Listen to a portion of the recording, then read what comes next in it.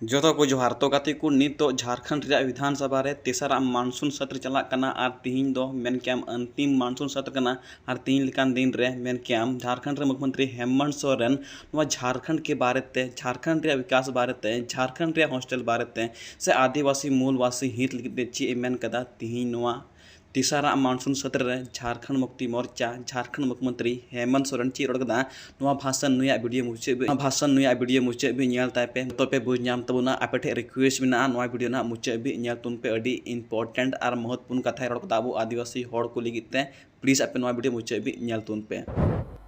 विगत 4 तारीख को आदरणीय दिसंबर शिव सोरेन जी का निधन हुआ और इस वजह से चलते सत्र को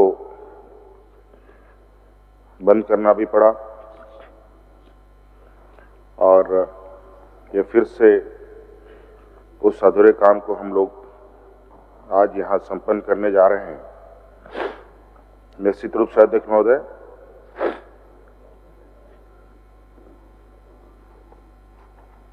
ये मानसून सत्र हम सभी लोगों के लिए काफी ही महत्वपूर्ण और ना भूलने वाला सत्र होगा, क्योंकि आज हम लोग एक ऐसे व्यक्ति को हम लोगों ने खोया जो सिर्फ विधायक, सांसद, मुख्यमंत्री, केंद्रीय मंत्री ही नहीं बल्कि उससे ऊपर उठ करके एक आदिवासी, दबे कुचले किसान, मजदूर, शोषित वर्गों के बीच में एक ऐसे व्यक्ति रहे जिनको लेकर सिर्फ झारखंड ही नहीं बल्कि देश के सभी विशेषकर आदिवासी समुदाय के लोग अपना प्रेरणा स्रोत मानते रहे। अब तो वो हमारे बीच नहीं है, लेकिन निश्चित रूप से उनके दिखाए गए,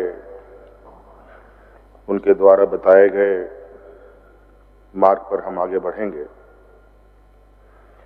और जितनी भी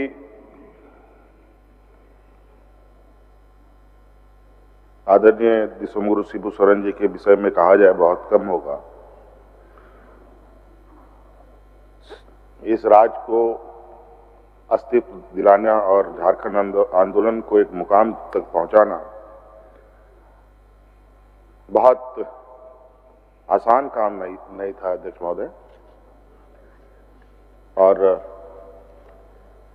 इस राज्य के आवाज, इस राज्य का संघर्ष, इस राज्य के आदिवासी, दलित, पिछड़ा, किसान, मजदूरों की जो संघर्ष रही है वो इतनी मजबूत रही है अध्यक्ष महोदय कि इसके साथ साथ कई राज्य का सृजन भी हुआ और मुझे नहीं लगता कि जिस तरीके का संघर्ष इस राज्य में, इस राज्य के जल, जंगल, जमीन, यहाँ के आदिवासी अस्मिता, यहाँ के किसान, मजदूर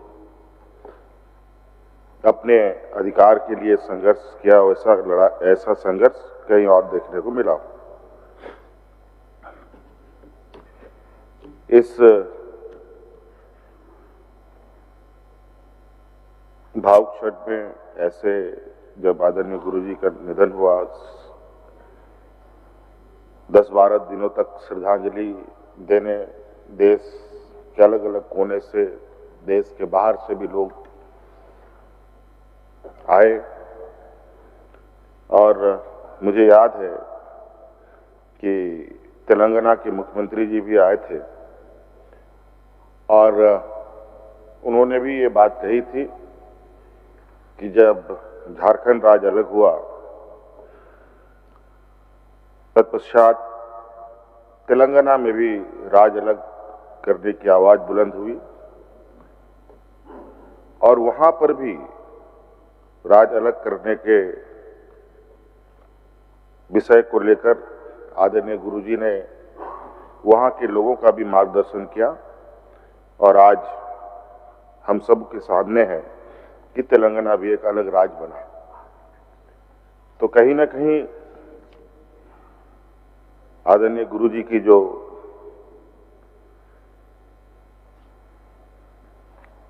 कार्य रहे हैं वो झारखंड तक ही सीमित नहीं बल्कि पूरे देशव्यापी रही है।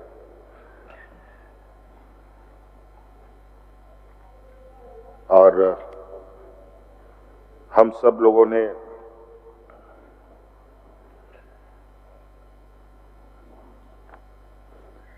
ये संकल्प करके इस सरकार को आगे चलाने का निर्णय लिया है कि अपने उन संघर्षशील साथियों का सपना पूरा कैसे हो, यहाँ के आदिवासी, दलित, किसान, मजदूर के लोगों का आर्थिक, सामाजिक सुधार कैसे हो, हमारी आने वाली पीढ़ी शिक्षा कैसे ग्रहण करे, बेहतर शिक्षा कैसे उपलब्ध हो, कैसे स्वास्थ्य सेवा उपलब्ध हो, कैसे बुजुर्गों को सम्मान मिले, कैसे इस राज्य के आंदोलनकारियों को सम्मान मिले।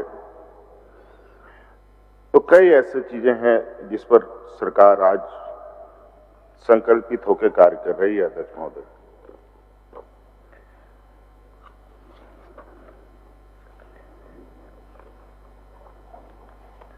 अध्यक्ष महोदय, आज इस सत्र में अनुपूरक बजट भी आया, उस पर चर्चाएं भी हुई, लोगों ने अपनी अपनी तरीके से बातों को रखा, विपक्ष का अपना विरोध रहा। लेकिन अध्यक्ष महोदय, ये अनुपूरक बजट एक राजनीतिक रणनीति के तहत नहीं लाई जाती है, बल्कि एक संवैधानिक व्यवस्था है जिसके तहत अनुपूरक बजट आते हैं और उस पर विस्तृत चर्चा भी होती है, उसके उपरांत बजट को पास किया जाता है। अध्यक्ष महोदय, हम लोगों ने विगत 5 वर्ष सरकार चलाई अध्यक्ष महोदय, और 5 साल के बाद पुनः राज्य की जनता ने हमें बड़े मतों के साथ पुनः राज्य का बागडोर हमें सौंपा। इससे बिल्कुल ही स्पष्ट है अध्यक्ष महोदय कि राज्य की जनता की भावना क्या है। ये बात अलग है, हमारे विपक्ष में हमारे राजनीतिक दल के लोग जो हमारे विपक्ष में बैठे हैं, उनका भी एक अपना उद्देश्य है, अपना एक राजनीतिक विचार है जिसके तहत सरकार को घेरने का प्रयास करती है। लेकिन अध्यक्ष महोदय, जहां तक मैं अपने विपक्ष के साथियों को देखता हूं तो मुझे बहुत चिंता होती है और बहुत आश्चर्य होता है कि ये विपक्ष सिर्फ अपनी राजनीतिक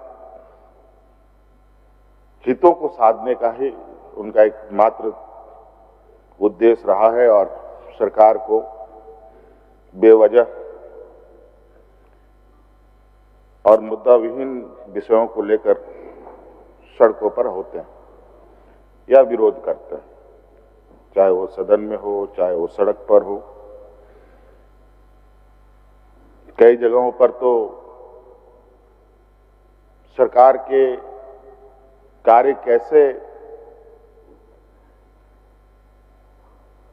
उन कामों में अवरोध किया जाए, इसके लिए कानून के दरवाजे तक ये लोग पहुंचते हैं और ऐसा लगता है कि कानून इनके जेब में है।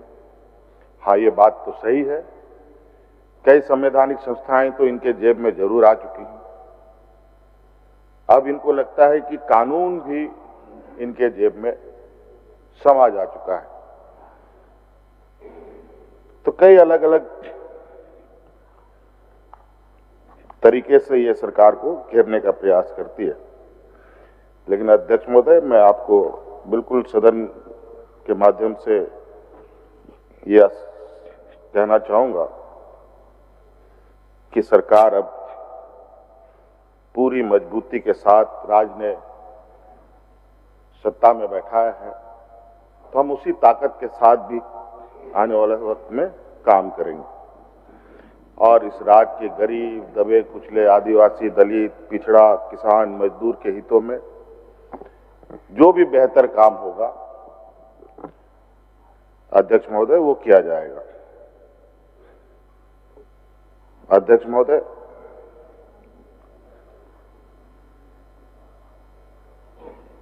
हमारी सरकार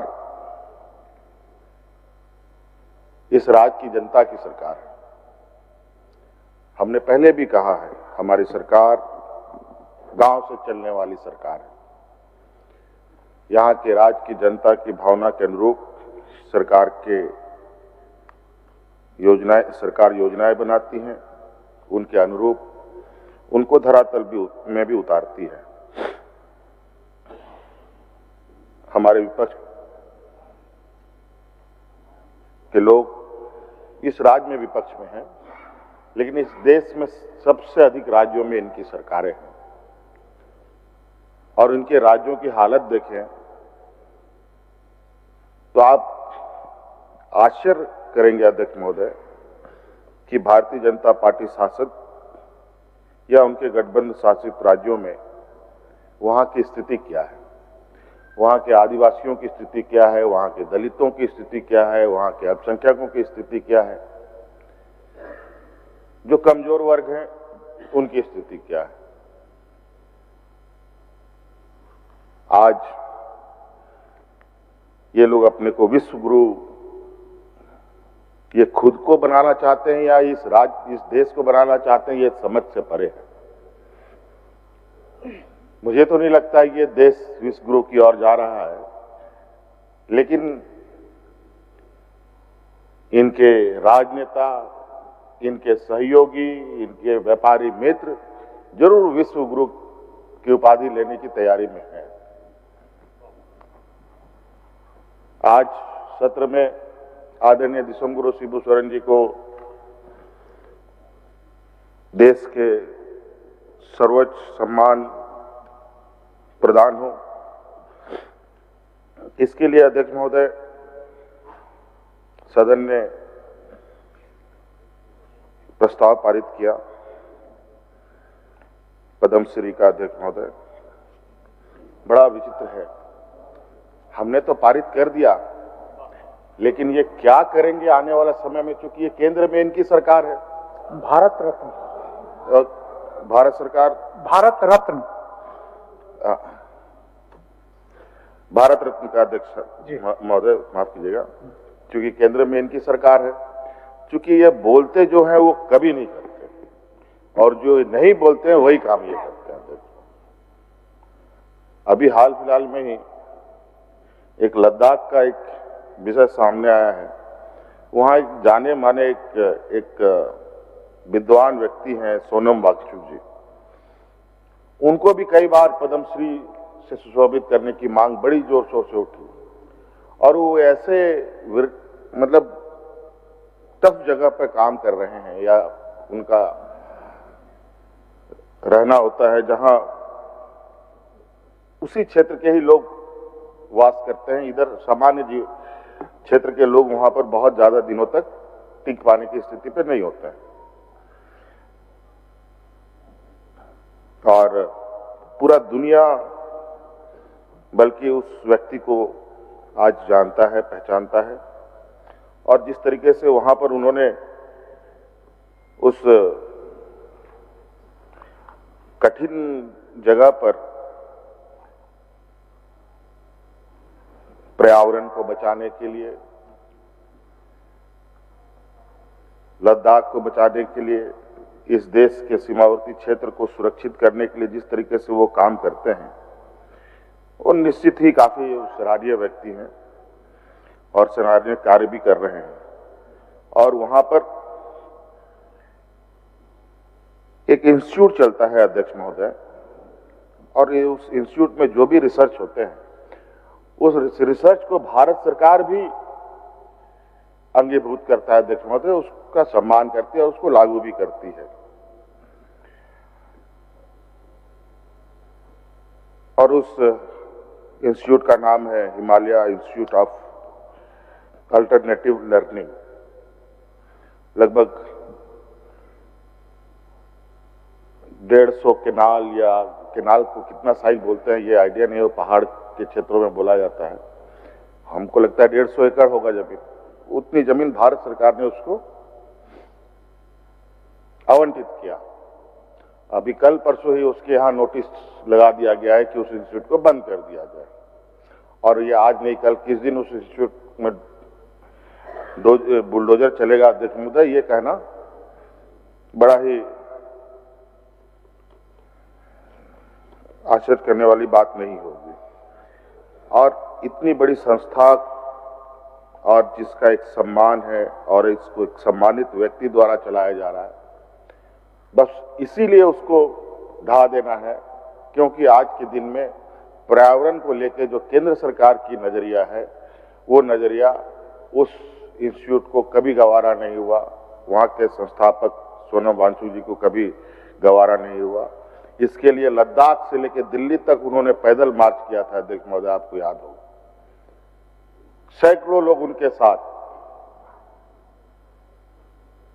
और बिल्कुल गांधी जी की तरह उनका जो विरोध सरकार से रहा है उस तरीके को अपनाते हुए उन्होंने विरोध किया। पद्मश्री तो मिला नहीं, बल्कि उनके कार्यों को कैसे मटियामेट किया जाए, ये पूरी तरीके से केंद्र सरकार लगी हुई है। जैसे यहां आप देखेंगे हम सभी लोगों के साथ जो उनके विरोध में है देश में राजनीतिक लोग, एक एक करके किसी को सीबीआई, किसी को ईडी, किसी को इनकम टैक्स, किसी को अलग अलग झूठे आरोपों में जेल में डाल देना, और अब तो नए कानून संविधान संशोधन करने की तैयारी में है, जहां प्रधानमंत्री, मुख्यमंत्री, सांसद वो 30 दिनों के अंदर अपने पद से हाथ धोना पड़ेगा अगर आप जेल में रहे तो। अध्यक्ष महोदय, आखिर ये संशोधन लाने का औचित्य क्या है, ये समझ से परे। इसके पीछे कहीं ना कहीं एक बहुत बड़ा इनका एक हिडन एजेंडा है, जिसको शायद अभी हम नहीं भाप पा रहे हैं, लेकिन आने वाले समय में यह भी सतह पर आएगा। किस तरीके से देश की जनता और संविधान के द्वारा प्राप्त शक्तियों का उपयोग एक गरीब मजदूर इंसान भी उतने ही ताकतवर है इस लोकतंत्र में जितना एक करोड़पति हो, अमीर हो। क्योंकि इस लोकतंत्र में जो चुनावी प्रक्रिया में जो हिस्सा लेते हैं और जो वोट डालते हैं, 1 लाख वोट की भी उतनी ही कीमत है अध्यक्ष महोदय जितना एक वोट का। एक वोट से आदमी सत्ता में काबिज हो सकता है और एक वोट से सत्ता से बेदखल भी हो सकता है अध्यक्ष महोदय।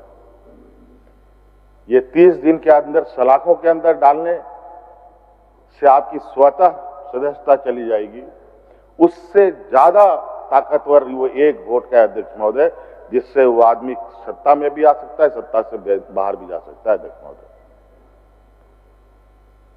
एक वोट तो छोड़िए, लाखों वोट बिहार में इन लोगों ने डिलीट करवा दिए इलेक्शन कमीशन के माध्यम से, और उसके बाद ये कानून बनाते हैं कि इलेक्शन कमीशन पर जो कमिश्नर है उस पर कोई कार्रवाई नहीं होगा। तो गजब है अध्यक्ष महोदय, ऐसा कानून दुनिया में कहीं नहीं होगा अध्यक्ष महोदय। भारत देश तो छोड़ ही दीजिए,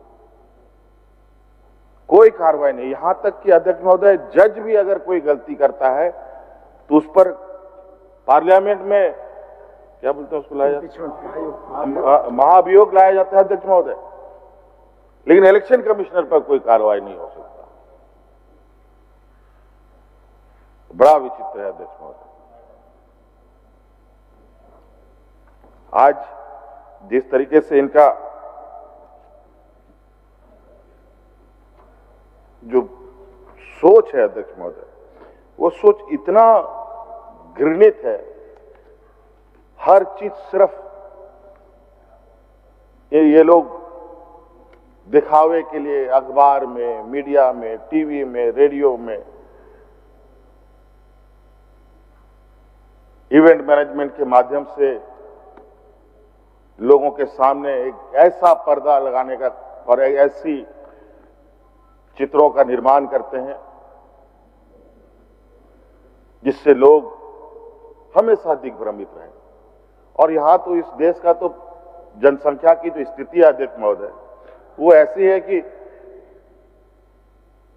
आधी आबादी तो बिल्कुल निरीह, कमजोर, दुनिया में क्या हो रहा है किसी को कुछ पता नहीं, और उसको जो दिखाया जाएगा वही सच।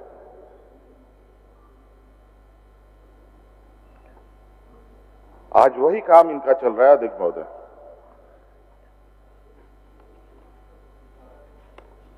आज ये आदिवासी हितों की बात करते हैं। मुझे याद है पिछले कार्यकाल में भगवान बिरसा मुंडा जी की जयंती पर मैंने इस बात को पहले भी रखा था कि जयंती पर हम लोगों ने देश के राष्ट्रपति महोदया को मुख्य अतिथि के रूप में आमंत्रण दिया था। उन्होंने सहमति भी जताई थी, लेकिन आखिरी समय में उनका कार्यक्रम रद्द हुआ। क्यों हुआ, नहीं हुआ, ये बहुत स्पष्ट तौर पर सतही पर आ चुका है। और उसके बाद हमारे देश के प्रधानमंत्री जी ने भगवान बिरसा मुंडा जी के जयंती के शुभ अवसर पर खूंटी जिला से ही एक भव्य कार्यक्रम आयोजित किया अध्यक्ष महोदय। आदिवासी कल्याण को लेकर लंबा चौड़ा बजट बना करके देश के सामने ऐसा इन्होंने पत्ता फेंका, लगता है कि इसके बाद आदिवासी तो इस देश के सर्वोच्च स्थानों पर चुटकी बजाते पहुंच जाएंगे।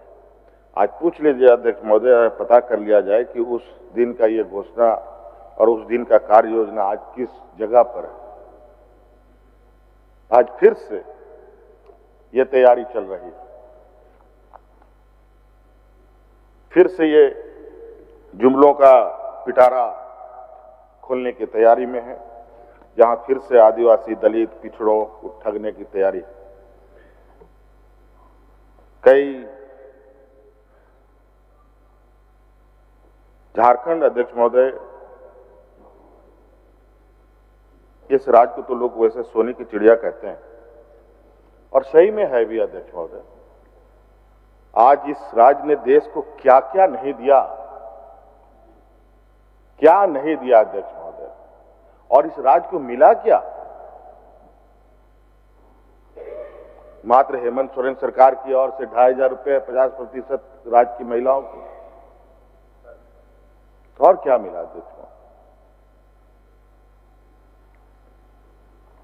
आज इस देश के खनिज संपदा से कई लोग अरबपति खरबपति बन गए, कई राज्य जगमगाने लगे। क्या हम देश का विकास चंद राज्यों को देखें, दिल्ली, मुंबई, महाराष्ट्र, इन्हीं राज्य को देख के हम कह सकते हैं क्या ये झारखंड का विकास है? कभी नहीं अध्यक्ष महोदय। आज दिल्ली भी अध्यक्ष महोदय, जहां पर देश का ये राजधानी कहे जाने वाला राज्य, अब तो राज्य भी नहीं रहा, अब पूर्णतया से यूटी हो गया है ये। और मुंबई को ही देख के हम विकास का पैमाना को मान सकते हैं क्या? आज मुंबई में जो गगनचुंबी इमारत है, जहां बड़े पैमाने पर, वहीं पर अध्यक्ष महोदय देश का सबसे बड़ा स्लम भी उसी राज्य में है। जहां 10 बाय 10 के कमरे में 20-20, 25-25 लोग रहते हैं अध्यक्ष महोदय। बरसात के दिन में तो क्या ही हाल वहां का। दिल्ली जैसे राजधानी में अध्यक्ष महोदय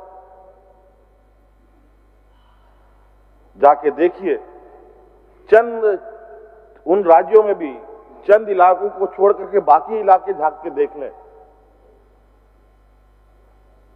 किस तरीके से वहां पर भी स्थितियां खराब है।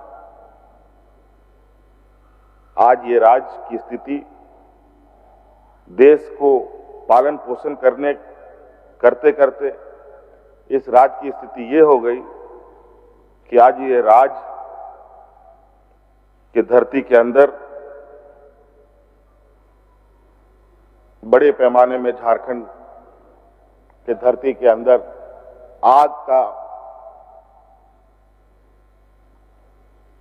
लगी हुई है अध्यक्ष महोदय। धनबाद, अभी तो इधर रामगढ़ विधायिका का भी कंप्लेन आया था, इधर रामगढ़ तरफ में भी कोयले में आग लगने लगी है धरती के नीचे। धनबाद का क्या हाल, अभी कुछ दिन पहले ही माइंस मिनिस्टर आए थे, वहां पर धरती में आग लगी हुई, वहां पर लोगों को कैसे वहां से हटाया जाए इस पर चिंता करने का। यहां पर यूरेनियम खनन कार्य होते हैं। आज उस क्षेत्र में हर तीसरा महिला, पुरुष, बच्चा कोई ना कोई भयानक बीमारी से ग्रसित है। वहां पर बच्चे अपंग पैदा होते हैं या तो फिर बच्चा मां के पेट में ही मर जाता है। यह हालत है इस राज्य के अध्यक्ष महोदय। और जिस तरीके से आए दिन केंद्र सरकार द्वारा और वो भी प्रधानमंत्री कार्यालय से ये मॉनिटरिंग होती रहती है कि राज्य में कोयला खदानों का नीलामी ठीक से चल रहा है कि नहीं चल रहा है, आयरन ओर का ये ऑक्शन हो रहा है कि नहीं हो रहा है, बॉक्साइट का ऑक्शन हो रहा है कि नहीं हो रहा है। एक दिन भी डिले होता है तो पदाधिकारियों को जो लताड़ मिलती है जिसका आप अंदाजा नहीं कर सकते। यहां पर अध्यक्ष, यहां पर पदाधिकारियों की हालत एकदम बड़ा ही विचित्र स्थिति है। और हसदेव का जंगल के बारे में तो क्या ही कहना। और पर्यावरण आज किस तरीके से हम पूरे मानव जाति को चुनौती दे रहा है अध्यक्ष महोदय। आज यहां जो बारिश इतने लंबे समय से चला आ रहा है, इतने बड़े पैमाने पर, ये सिर्फ और सिर्फ इस प्राकृतिक व्यवस्थाओं के साथ छेड़छाड़ करने का ही वजह है। आज सब इतने मंदिर, मस्जिद, बड़े बड़े हमारे तीर्थ स्थल हैं, वहां की स्थिति का नजारा देखिए। वहां कोई आज के दिन में राम राम बोल बम की नारे नहीं बोलता, आज के दिन में बचाओ बचाओ के नारे बोलता है। देखो ये हालत है।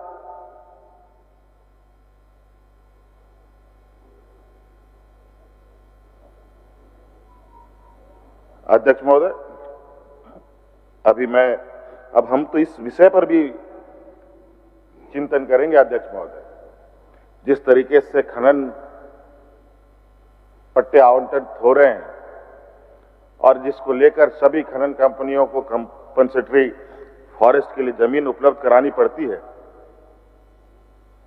पता चला कुछ दिनों के बाद इस राज्य में या तो खनन कार्य हो रहे हैं या तो बाकी फॉरेस्ट एरिया है, यहां के आम लोगों को रहने का जगह ही नहीं। 60% क्षेत्र हमारा इस राज्य में जंगल झाड़ से आच्छादित है अध्यक्ष महोदय। मात्र 30% की जगहों पर ही हम विचरण करते हैं और उसमें से भी खनन कंपनियां दलालों के माध्यम से, एजेंटों के माध्यम से जमीनें खरीद करके कंपनियों को दे करके मोटी रकम कमाई करा करके फॉरेस्ट में उसको कन्वर्ट कर दे रहा है। और फॉरेस्ट का मकड़ जाल इस तरीके का है कि मकड़ का जाल भी फेल।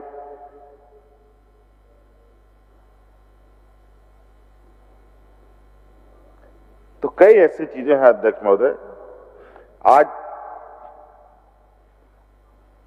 झारखंड देश के विकास के लिए और बड़े बड़े पूंजीपतियों के विकास के लिए बहुत बड़ा कीमत चुका रहा है अध्यक्ष महोदय, बहुत बड़ा। इसके लिए आज हमें सिर्फ 5 साल नहीं, आने वाला 30 साल 40 साल के लिए कार्य योजना बना करके आगे बढ़ने की आवश्यकता है अध्यक्ष महोदय। और हमारे विपक्ष बिल्कुल बगुलों की तरह हमारे हर कदमों पर ये नजर रखते हैं कि कहां कैसे इसको यहां के लोगों के,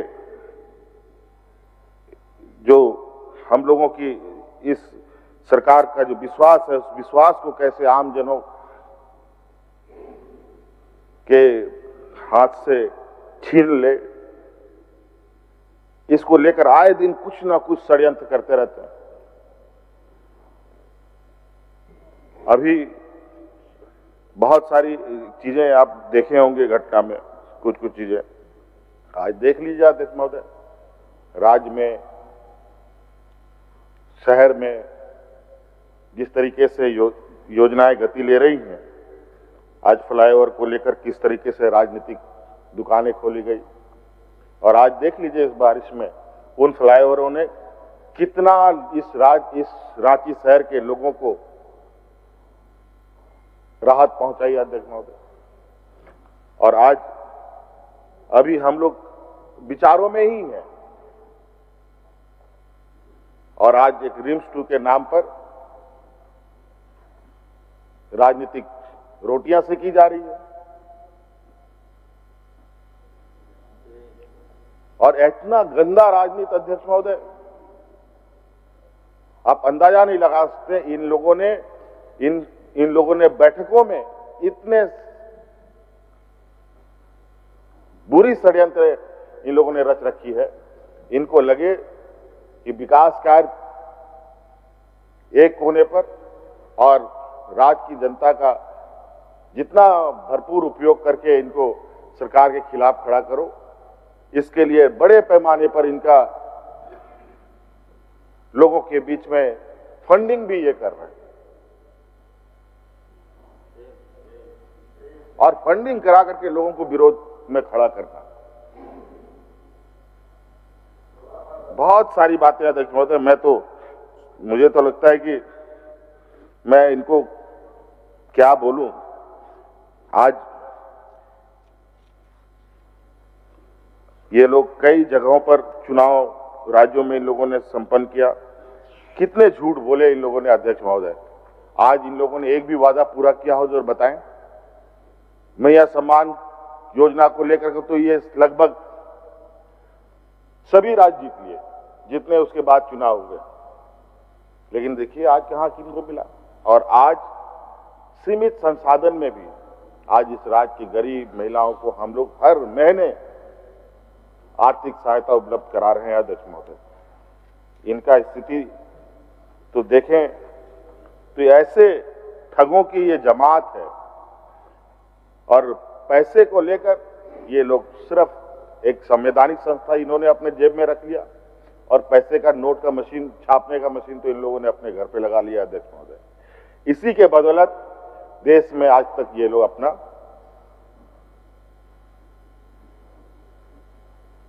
तूती बुलवाने में लगे हैं। लेकिन जनता की अदालत सबसे मजबूत अदालत है। अगर जनता को समझ में आया कि यह झूठ और सच के बारे में फर्क पता चला, तो अच्छे अच्छे लोग उनके इस आक्रोश को भाजन पड़ना पड़ता है। अध्यक्ष महोदय, अभी तो बिहार के चुनाव की जो स्थिति बन रही है, वोटरों का जो अधिकार छीना जा रहा है, वो तो अलग ही है। अभी एक हमने पेपर में पढ़ा अध्यक्ष महोदय, सब जो भी चीजें देखेंगे तो आप गुजरात और इन्हीं सब जगहों से ही उठ के आता है। और गुजरात में अध्यक्ष महोदय फर्जी राजनीतिक दल बनाए जाते हैं, फर्जी, और उन कंपनियों में चंदा आता है 1-2 हजार रुपए ने। अध्यक्ष महोदय 10 गुमनाम ऐसे दलें चिन्हित हुए हैं अध्यक्ष महोदय, जहां 4,300 करोड़ रुपए उनको दान में मिला अध्यक्ष महोदय। और खर्च कितना किया अध्यक्ष महोदय? मात्र 25-26 करोड़ रुपए अध्यक्ष महोदय, नहीं 25-26 करोड़ रुपया मात्र, और दिखाते हैं कितना 3500 करोड़ रुपया हमने खर्च किया। सभी पार्टियों के नाम भी है। तो कई ऐसी चीजें हैं अध्यक्ष महोदय, और सब गुजरात का पार्टी है अध्यक्ष महोदय, कहीं बाहर का नहीं है। मैं तो बोल रहा हूं सब गुजरात से ही क्या ऐसी चीजें उठ के आती है अध्यक्ष महोदय जो आपको आश्चर्यचकित करेगा। और इन लोगों ने विकास का जो पैमाना खींचा है अध्यक्ष महोदय, जिस तरीके से पुल पुलिया सड़क बनाया है, जिस रफ्तार में बनाया है अध्यक्ष महोदय, उससे कई गुना रफ्तार में इस बारिश में उनके सारे योजनाएं ढह के जमीन धराशायी हो चुके हैं अध्यक्ष महोदय।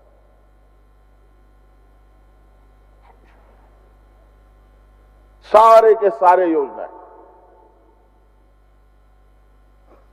चाहे वो अयोध्या का हो, चाहे वो दिल्ली का हो, चाहे वो जम्मू कश्मीर का हो, चाहे उत्तराखंड का हो, चाहे हिमाचल का हो, कहीं का भी योजना हो अध्यक्ष महोदय।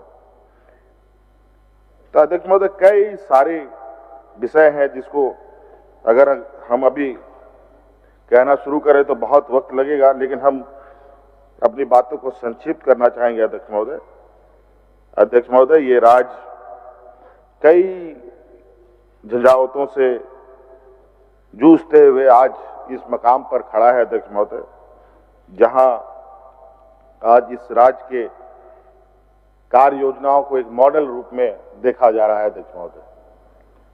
आज हमारी चीजों को कई राज्य हमारे कार्यों से प्रभावित भी,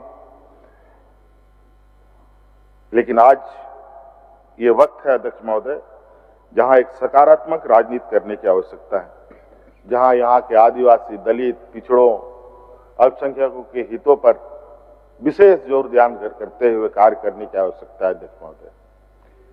हमारे विपक्ष के लोग झारखंड के जनप्रतिनिधि है अध्यक्ष महोदय, ना कि दिल्ली, मुंबई, गुजरात के जनप्रतिनिधि हैं, और इनका कर्तव्य बनता है अध्यक्ष महोदय कि सबसे पहले उनको झारखंड हित में विचार करना चाहिए, ना कि इनके व्यापारी मित्रों के हित में विचार करने की आवश्यकता।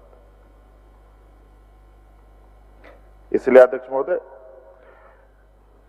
एक सकारात्मक सोच के साथ हम चाहेंगे कि माननीय विपक्ष सरकार को सहयोग करे। आज हम चाहते हैं कि इनका एक सकारात्मक सोच भी आए, तो हम निश्चित रूप से उनके विचारों को ग्रहण करेंगे। आज अध्यक्ष महोदय हमारे सभी क्षेत्रों में, चाहे वो शिक्षा के क्षेत्र में हो, खेतीबाड़ी के क्षेत्र में हो, स्वास्थ्य के क्षेत्र में हो, रोजगार के क्षेत्र में हो, सभी क्षेत्रों में हमें बड़े पैमाने पर काम करने की आवश्यकता है। आज मैं भी ये गिना सकता हूं अध्यक्ष महोदय कि आज हम लोगों ने, ऐसा नहीं है कि हम लोगों ने रोजगार सृजन नहीं किया, ऐसा नहीं है कि आज हम लोगों ने नौजवानों के हितों को ध्यान में नहीं दिया, लेकिन जिस तरीके से कुछ व्यवस्थाएं चलती है अध्यक्ष महोदय, और वो व्यवस्थाएं गरीब, गुरुआ, आदिवासी, दलित, पिछड़ा नहीं चलाता है अध्यक्ष महोदय।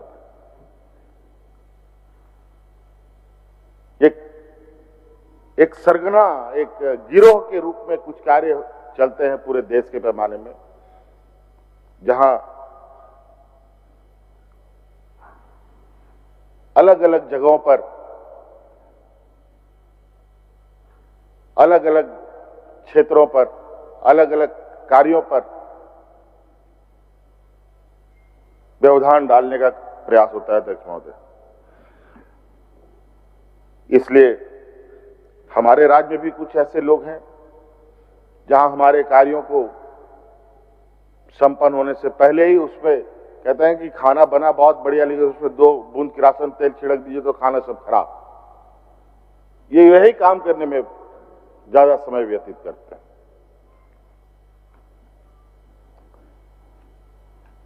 तो अध्यक्ष महोदय, बहुत सारी चीजें हैं। हम आज के इस मानसून सत्र में हमारे सभी माननीय विधायकों ने, माननीय सदस्यों ने इस सदन के सभी वाद विवाद में हिस्सा लिया। इन सभी का आभार। आपने बहुत संवेदनशीलता के साथ इस सत्र को चलाया, आपका भी बहुत बहुत साधुवाद। सभी आज के इस अंतिम पड़ाव में आप सभी लोगों का बहुत बहुत धन्यवाद करते हुए मैं अपनी वाणी को समाप्त करता हूं। जोहार। माननीय सदस्यगण, यह सदन तृतीय मानसून सत्र के रूप में 1 अगस्त से 7 अगस्त 2025 तक आहूत था, परंतु बीच में आदरणीय दिसम गुरु श्री शिव सोरेन के निधन के आलोक में 4 अगस्त 2025 को सदन स्थगित की गई। पुनः